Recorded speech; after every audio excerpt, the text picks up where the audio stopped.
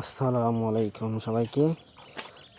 এই যে আমাদের খামারের পাশাপাশি আমার আম্মার হাঁসের বাচ্চা, যেগুলো আম্মা কন্টিনিউ উঠায় আবার মারা যায়। কয়েকদিন আগে রাজহাঁস কেনা হয়েছিল কয়েকটা, সেগুলো মারা গেছে, আবার আম্মা এগুলো তুলছে। আমাদের বাড়িতে প্রায় পুরোপুরি একটা ছোটোখাটো একটা গ্রামীণ খামারে পরিণত করার প্রচেষ্টা আছি আমরা। এই যে আমাদের মোহাম্মদ লজমিয়া, ইনি আমাদের খামারের দেখশন করে, কাজ করে সব।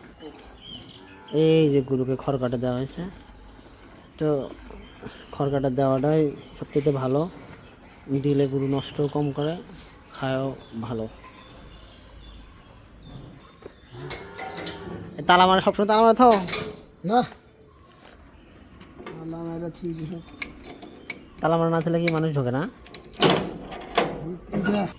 আর কাল থেকে তো যে তোমার ইয়ে হবে বায়োগ্যাসের ধীরে ধীরে, কাল থেকে তো গোবর দিতে পারবা, এগুলো গোবর সব চলে যাবে মতো কাও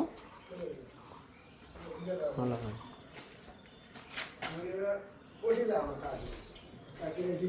এই গরুটা কদিন আগে অসুস্থ আসলো, আমাদের মারা যেতে ধরছিল, নিউমোনিয়া হয়েছিল, যাই হোক এখন ভালো হয়েছে।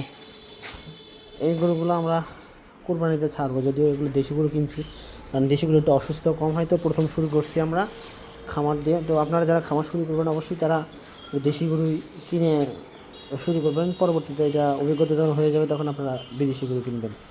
এই যে এটা কিন্তু আমাদের ভালো একটা বাচ্চা আমরা কিনে আনছি, দুধের জন্য কিনে আনছি। দেখেন এখনই তার দুধের ওলানগুলো অনেক সুন্দর। আমরা এর সঙ্গে বায়োগ্যাস প্ল্যানও করছি, যে একটাতে পানি যাওয়া আর একটাতে গরুর চোনা, এই যে এর ভিতর দিয়ে এখানে পাইপের লাইন করা আছে, এখানে চলে আসবে। এই যে ঠিক এই যে এখানেও তাই করা হয়েছে, এই যে এটাতে পানি যাবে, এটা যে গরুর চোনা এর ভেতরে চলে যাবে।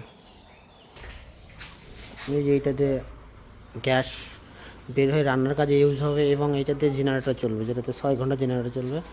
যেই জেনারেটরের বিদ্যুৎ যেটা উৎপাদন হবে সেটাতে আমরা গরুর পানি গোসল করানো, ফ্যানের কাজে ইউজ হবে। আমাদের পুকুর, আপনারা খামার যারা করবেন তারা অবশ্যই পুকুরের উপরে করবেন, সেটা বেটার হবে। আর বায়োগ্যাস প্ল্যান্ট যদি করেন এরকম গোয়ালের মেঝের নিচে করবেন, তাহলে আপনার জায়গা নষ্ট কম হবে।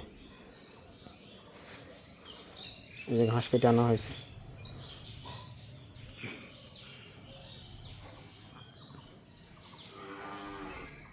মামা ঘাসটি কাটপা এখন না পল কাটপা?